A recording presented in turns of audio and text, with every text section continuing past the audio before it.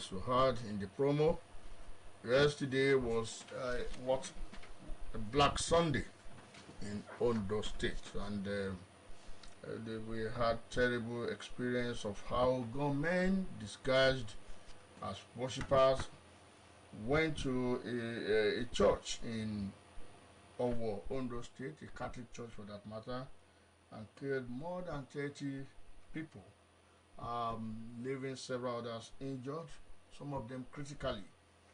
We discussed that on this platform this day. We thought a look at what some people have termed the impending siege on Yoruba nation. We are not trying to be tribalistic, but that is what at least some pundits have said, that it's like a siege on the Yoruba nation. Of course, we talk about the National Convention of the ruling All Progressive Congress. After several postponements, the APC will today begin to the process of selecting their own presidential candidate. Don't forget that last week, or a few days ago better, the PDP made a choice. Former Vice President Atiku Abubakar was presented to Nigerians as the flag bearer of that political party. This morning, we've invited a competent, a veteran, a public commentator, somebody who has been here on several occasions and will respect his opinion, a man of several parts, an international journalist, a politician, of course, somebody we can trust with information and you can respect his opinion. Dr. David Ogunshade, you're welcome. Oh, good morning, Tunde. How are you? Fine. I hope you slept well. Well, I couldn't do that because I have not recovered from the shock I received from the catastrophe in Owo. What's Yoruba land turning into? Well, I think we are under siege. You call it a pending, because it's already it's ongoing siege. And if care is not taken, what Ottoman Dafodio could not fulfill, this current jihad will achieve it. So we have to really double our effort and protect our people. And this attack, I see not only attack as against the Yoruba people, but against the Christian in Nigeria. I'm very sorry to say this because I am a not partisan. I'm not a fanatic follower of Christianity. But the fact will be said. What happened yesterday? In fact, there was a couple who got married on Saturday, and they were in the church yesterday to celebrate for the Thanksgiving of the church. Today they are no more. They have been killed. So someone is your children. They are your children. So I think what is happening, I mean, it's beyond imagination. It's like a declaration of war against I'm very sorry to use this word, non-Fulani people in Nigeria. Well, I think many people will be comfortable that we narrow it down to Fulani herdsmen, as people who saw them said, rather than having the opinion that probably it was an attack on Christians, because these people that perpetrated this evil wouldn't have cared if that place was a mosque. No, I mean they have done their research before the attack. They have put that church under surveillance for some time. I'm sure of that. They will not just go and attack, a mosque or private premises. They knew it was a Catholic church, and they have been doing. I mean, you can see what they have been doing in southern Kaduna, another part in Benue State, everywhere. Even just last week, the prelate of the Methodist Church of Nigeria was kidnapped in Anambra State. And you saw what he said. I think you have read his interview about what the Fulani who captured him said about their plan, that their plan is to fulfill Ottoman Dafurio's wish to capture Nigeria. You want to capture Nigeria? Yes. And attack on worship centers, yeah. they are said to be sacrilegious. Is that still true in our own case? As I said earlier, whether on the church or on the mosque or even on the shrine, Yeah. people, it was in those days, you don't expect it. We don't think about it. Yeah. Nobody dreamt of it in those days. Yeah. When you are pursuing somebody and he managed to escape into a church building or a mosque or anywhere, you leave him like that. Yeah. But today, what has come, just over our some people. Yeah. Well, you see, the diabolical plan of these people, I've said you. They want to turn every Nigeria to a slave. These tiny minority people.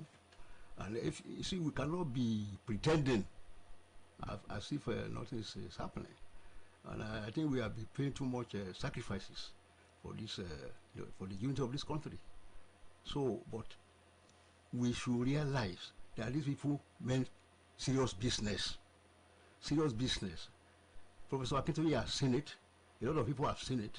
But a lot of us are still pretending as if, one Nigeria under these minority people.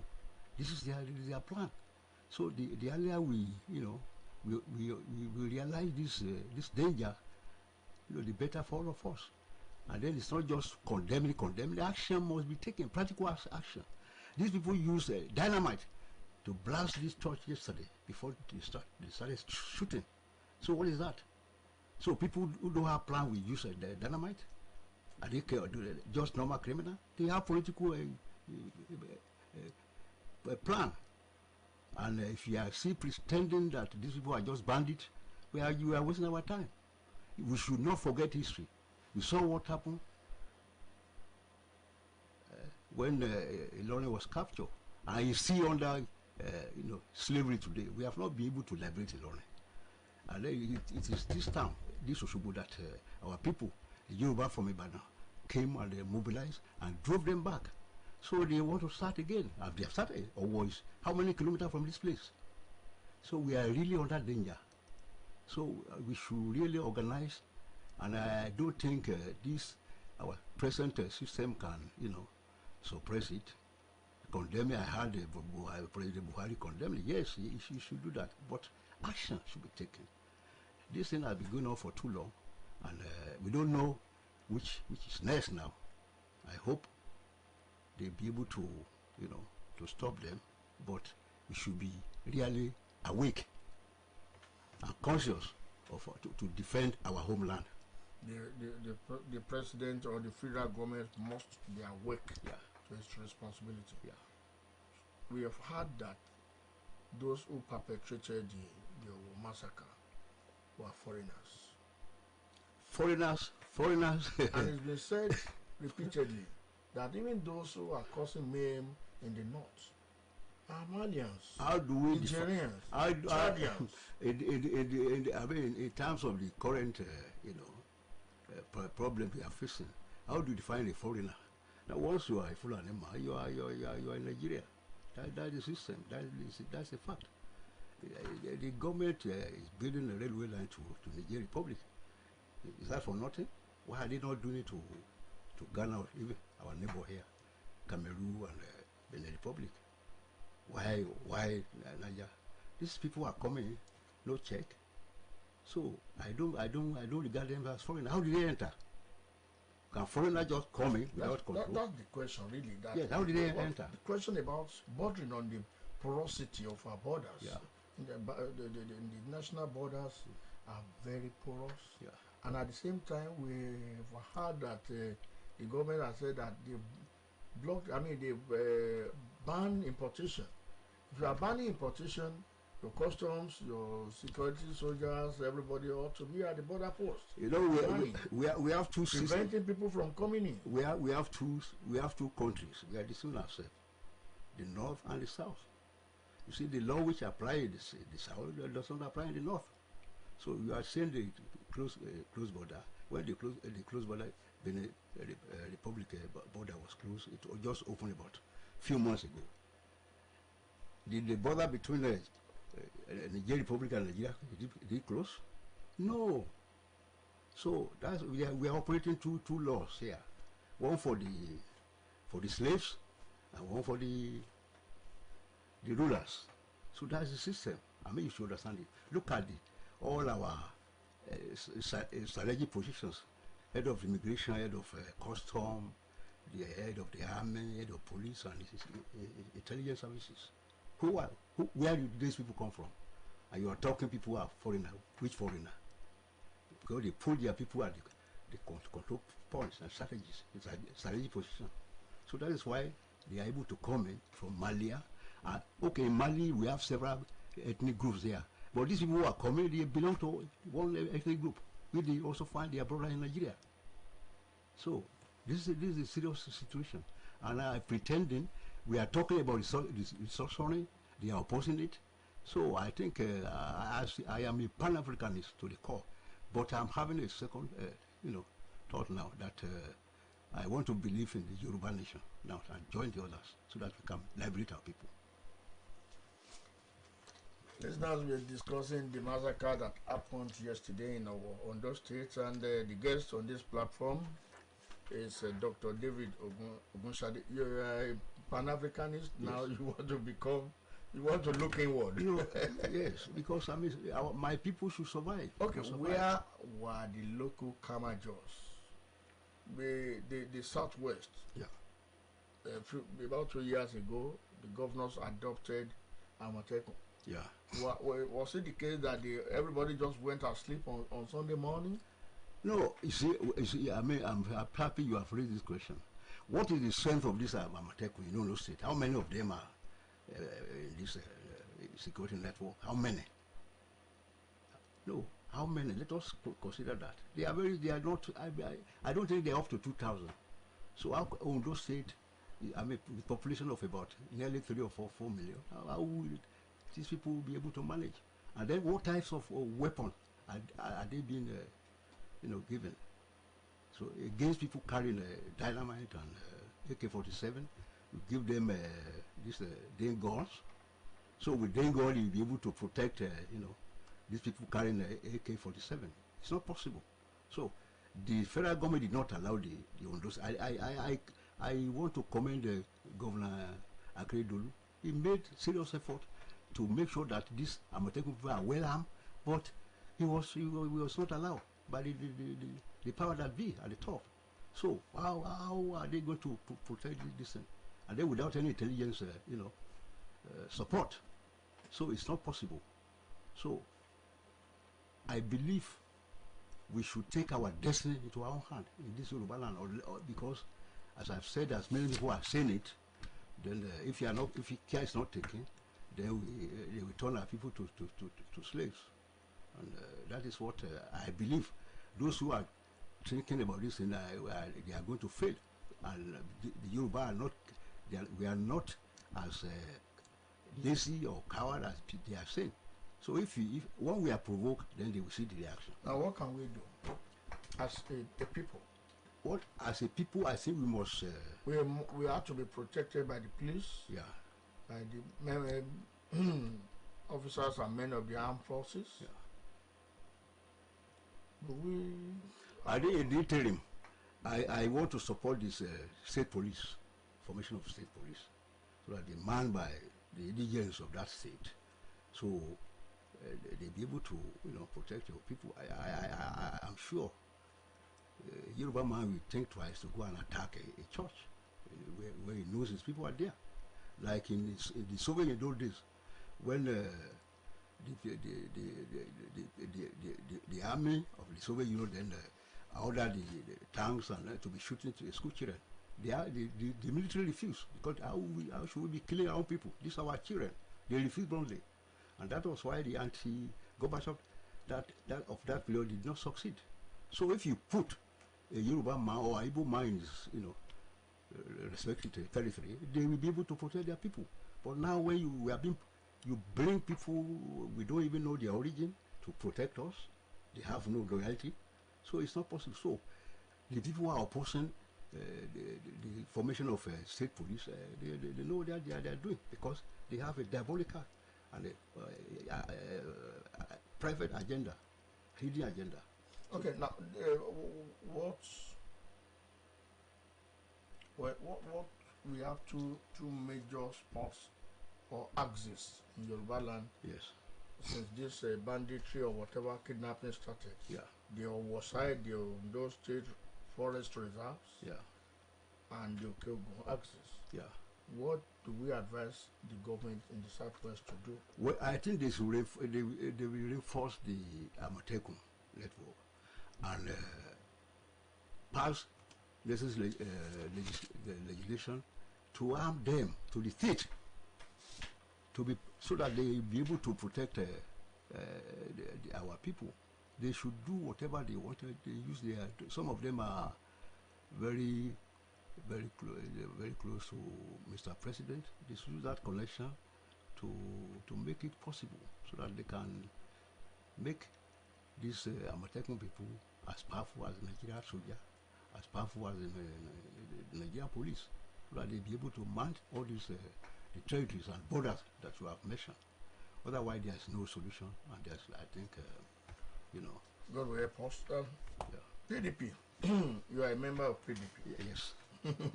I'm a member. So I've been a member for you've given us Atiku Abubakar in yes, Nigeria. Yes. Somebody who's, he has run for several years. Yes. I mean, for several times. Yes, and this time around, God has, said it that it's going to emerge. God said it. God has said it in my dream. You heard it. Yeah, I heard it in my dream, and my God does not deceive me. Yeah, we thank God. We thank God for the life of the seer and the prophet here. Now, the question is this: the South, this part of what we have just discussed. Yes. The South is clamoring for a southern president.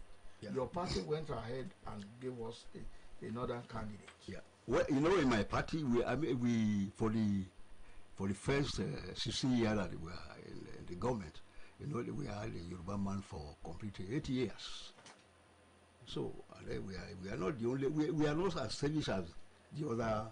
The Yoruba people are very liberal, and we believe in justice and equity. So on our part in the PDP, we have had a Yoruba president for good 8 years. So we have about more than 252 ethnic groups in Nigeria. So the other people must also have a share. And that is why we have agreed now that another man from Adamawa should also take charge. So I think we are being fair, we are very democratic. So that's it. We believe in equality of all the ethnic groups in Nigeria. Only the APC has never, given any other tribe a chance. Many Nigerians have criticized that national primary of presidential primary of the PDP of having been overwhelmingly monetized. There were features, objectionable features of the old. Yeah. Quoting OBJ Awolowo now. Yeah. Some of the objectionable features of the old. Yes. Like money politics. Yeah. Like regionalism. Yeah. Tribal politics. Yeah. To the extent that somebody at the tail end of it just withdrew for Atiku, and Wiki felt betrayed. Where are you taking us to? No, well, people, I have heard about this allegation of money buying votes and all these things, but I think they are just mere allegation. I want to believe that they are just mere allegation that is not really true, because I heard this the large sum of dollar being branded around that have been given to delegates. I have not seen the evidence that this is correct. People are saying it, but it doesn't mean that it's correct. So let us regard it as allegation. Or probably we can't do without money politics. Where you see, you must all understand that money must play. Money must play in our life. Money is very important. You see, and if somebody travels from his home for 3 or 4 days, then he must eat. So I think what they are giving is a stipend for allowance to eat, and then for the hotel, for the accommodation. Exactly. And if you are living home, you must also leave something for your family for 3 days. Most especially this is a very serious economic, crisis that we are having. The fear is that if a candidate spends so much money to get into office, there are tendencies that he will first and foremost be looking for how to replenish his purse. Well, I mean the type of, is I'm not pointing to Atiku as a okay, person, yeah. I mean generally. Generally, yes, I quite agree with you, but not our candidate, because I mean everybody knows him. I mean he's an employee of labor. He's employed about more than 5,000 Nigerians from all the nationalities here. So that is why the man is different. He's not a tribal fanatic like the others, and that is why it's a real true Nigeria. Everybody knows that. His wife, he has 3 wives. One is a Yoruba man, one is Fulani, then the other one is an Igbo. So this is true Nigeria, and this type of people. And then I know him personally, and I know that he's a true Nigerian nationalist. I can call him a Pan-Africanist. So it's not like what is happening right now in Nigeria. So we are going to have a different system. Now, the APC is pushing for consensus candidates. Yeah. The president is keen on having somebody that will come. Somebody will be very clean, very calm, intellectually sound, somebody with capacity and intelligence. These are the criteria being set for whoever we emerge in the APC. They are starting the convention today. Yeah. How optimistic are you that the APC will give us somebody? Well, you see, I don't know their inside thinking, but what I can say is that if you want to feed me, then I must see, even you, I must see that you are well fed. So if somebody says if you're given the chance to appoint his successor, then how does this man perform for 8 years? You must see that. Or you want it to my that's of Utara. So he says they should give him the permission to nominate his successor. So that means he's going to nominate somebody like him. So we are going to the mess will continue, the tribalism will continue, the sectionalism will continue. This is what it means. You understand? So I don't think. Besides, it's against the norms and prices of democracy. In fact, it's making us,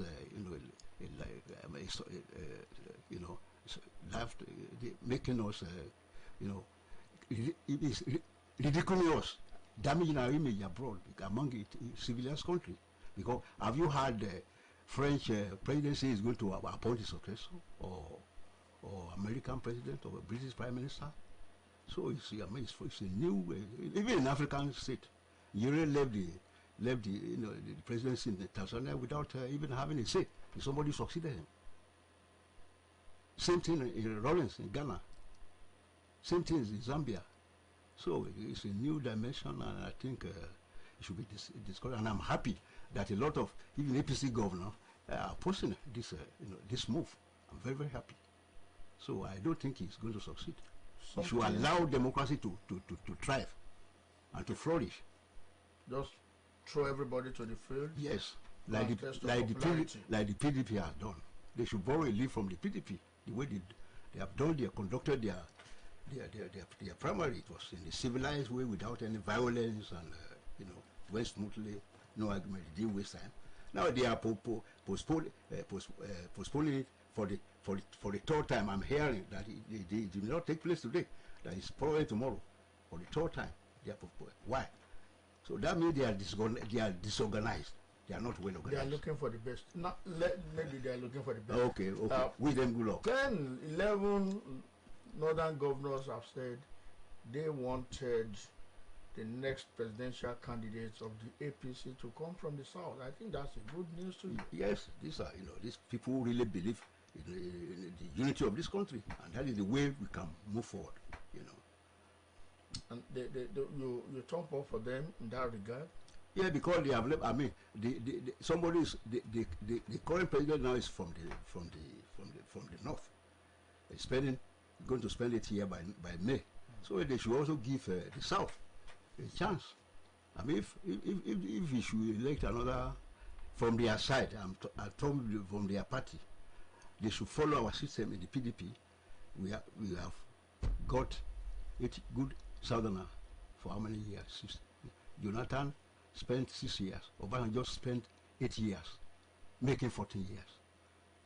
So we have played a part. But that was your take. That was what was in your mind when you sought for a northern candidate. Yeah.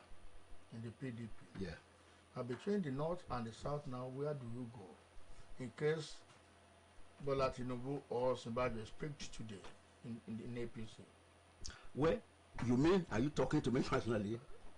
As a party man, as a Yoruba man, I will never. You know, I see. You see. I've told you that I am a core Pan-Africanist. So I don't follow. I don't follow the tribal politics. I don't support tribal politics. I support ideas. Manifesto. The party. So I think, and as a loyal member of PDP, I will never betray my party. So I will stop. Even if my brother, I have a brother or some brother, if one of them is nominated as a APC candidate, I will not vote for him. I will vote for my party. That's me. Now, probably for the last time, the South-West candidates from this part of the country have failed to agree on one of them coming out. You mean the APC? Well, have we been able to manage our affairs? Yes, cleverly. Yeah. Well, I think you see, because those people, most of them are careerists. They are not after the interests of the common people, even including the Yoruba people. They are only interested in their pocket and what they can get, and the position. That's where I see it. Otherwise, why are they not able to make sacrifices and step down for one of them? So that means, they don't even respect people who are their, mentors to say that. They didn't even respect the man. And I am not a fan of any.